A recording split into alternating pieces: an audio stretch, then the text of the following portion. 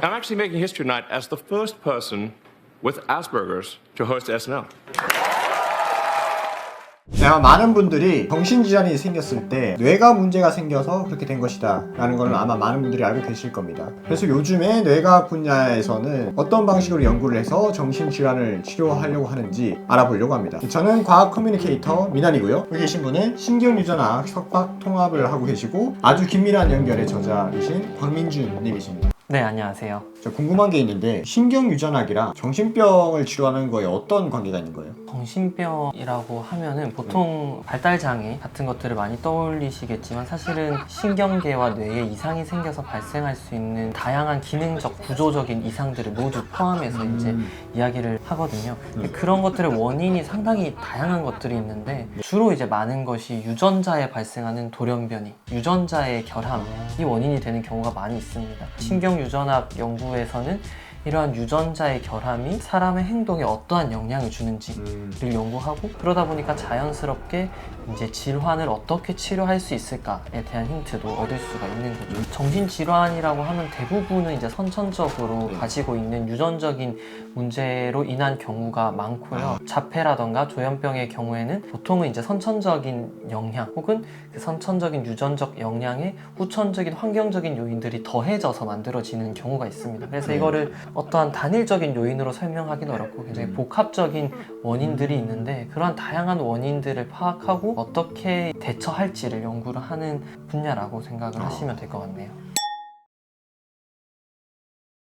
신경유전학을 활용해서 정신질환을 치료한 사례가 있었나요 혹시? 네, 많이 있죠. 많이 있어요? 있었고 지금도 더 많이 연구가 진행이 많이 되고 있습니다. 대지라는 소설이 있습니다. 미국에서 최초로 노벨 문학상을 받은 여성 작가인 펄벅이라고 하는 분이 지은 소설인데요. 펄벅이라고 하는 사람이 이제 작가로 유명세를 타고 난 이후에는 사회 인권운동가로도 활동을 하시거든요. 그래서 다양한 사회적인 운동도 하시고 많은 사람들의 존경을 받고 대단히 편안한 삶을 산 것처럼 다들 생각을 하는데 알고 보면 이분도 되게 힘들었던 아픔 같은 게 있었어요. 네. 선교사 아버지를 따라 중국에 가서 거기서 결혼을 하고 아이를 낳았는데 이 아이가 말을 잘 못하는 거예요. 그리고 이 아이가 다른 아이들보다 훨씬 발달이 느려서 뭔가 문제가 생겼다. 네. 그 문제가 뭘까를 막 열심히 의사들을 수소문했지만 아무도 그 원인을 밝혀내지 못했어요.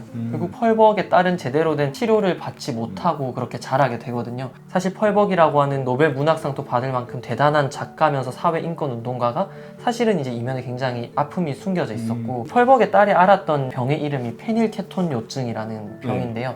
이 페닐케톤요증이 신경유전학 연구로 처음 그 원인을 규명을 한 정신질환이라고 생각을 하시면 됩니다. 우리 몸을 구성하는 단백질은 20가지 아미노산으로 구성이 되는데 그 중에 페닐알라닌이라고 하는 것이 있어요. 이 페닐알라닌을 분해하는 효소가 우리 몸에는 존재를 합니다. 근데 이 효소를 만드는 유전자의 결함이 생기면 이 페닐알라닌이 분해되지 못해서 만들어진 부산물들이 우리 몸속에 좀 더 구체적으로는 뇌 속에 많이 쌓이게 되고요. 그러니까 유전적인 문제로 인해서 여러 가지 단백질 중에 페닐알라닌을 분해하는 효소가 고장이 났고 분해가 안 되고 만들어진 부산물들이 뇌에 쌓이면서 정신적인 질환을 만들어낸다. 네, 이렇게 그렇죠. 된 거예요. 사실 굉장히 역사적으로 정신질환에 대해서는 다양한 그러한 사료들이 있는데 이게 유전자 이상으로 나타날 수 있다라고 하는 것은 20세기 중반에 처음으로 페닐케톤요증을 통해서 알려지게 되었습니다. 그럼 이거는 어떻게 치료해야 되나요? 유전자를 고쳐야 되나요? 사실은 문제의 원인이 유전자니까 네. 유전자를 고치는 게 가장 확실한 방법일 수가 있는데요. 이게 굉장히 어렵습니다. 그렇죠, 그렇죠. 유전자 치료라고 하는 게 부작용도 많고 또 우리가 실제로 생각하는 것보다 우리 몸속은 너무 복잡하기 때문에 유전자 수준에서의 치료를 한다고 해서 그것이 실질적인 효과를 낼 수 있느냐에 대해서는 아직까지도 밝혀지지 않은 부분들이 너무나 많기 때문에 다른 방식으로 치료를 하고 있어요. 사실 이 문제가 페닐알라닌을 먹었을 때 그걸 분해 못해서 생기는 문제잖아요. 그러니까 그냥 페닐알라닌을 먹지 않는 거죠. 그러니까 예를 들면 A라는 단백질을 분해하는 효소가 고장났으니까 A라는 단백질이 들어있는 음식을 안 먹으면 된다. 네, 그렇죠. 또 최근에 제가 듣기로 일론 머스크가 직접 자기가 아스퍼거 증후군이라는 정신질환을 가지고 있다 이런 말을 했었어요.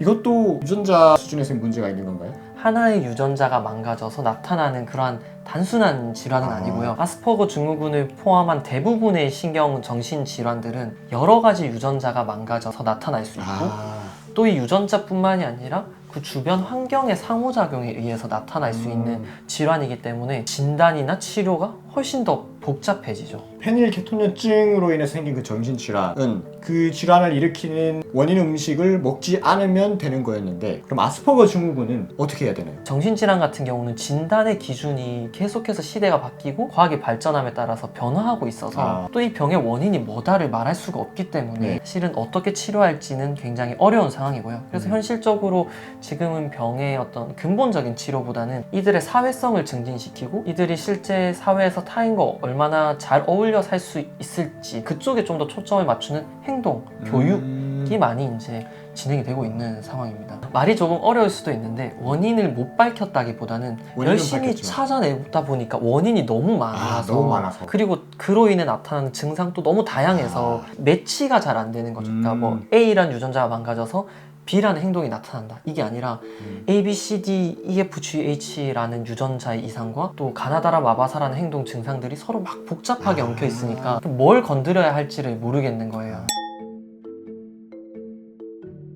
일론 머스크 같은 경우에도 사실은 뭐 논란이 많은 인물이긴 하지만 부자고 그러니까 일상생활에 있어서 크게 이상을 겪지는 않잖아요. 정신질환을 가지고 있지만. 그래서 이런 맥락에서 사실 요즘 서구권에서는 신경 다양성 운동이라고 하는 게 등장을 하고 있거든요. 우리가 정상 그리고 자폐나 아스퍼거 같은 비정상으로 분류하는 게 아니라 아스퍼거나 자폐를 질환이 아닌 개성, 다양성으로 존중을 해야 하지 않을까라는 사회적인 운동도 일어나고 있어서 이게 앞으로 어떤 식으로 변하게 될지 뭐 생각을 해보면 좋지 않을까 생각을 합니다. 자, 여기까지 신경유전학으로 본 뇌질환들을 한번 살펴봤습니다. 앞으로 또 연구하시면서 또 새로운 질병 아니면 새로운 원인들이 규명되거나 한다면 또 와서 얘기해 주시길 바랄게요. 네. 그러면 오늘의 이야기는 여기서 마무리하도록 하겠습니다. 그럼 다음에도 더 재미난 이야기들로 돌아오도록 하겠습니다. 안녕.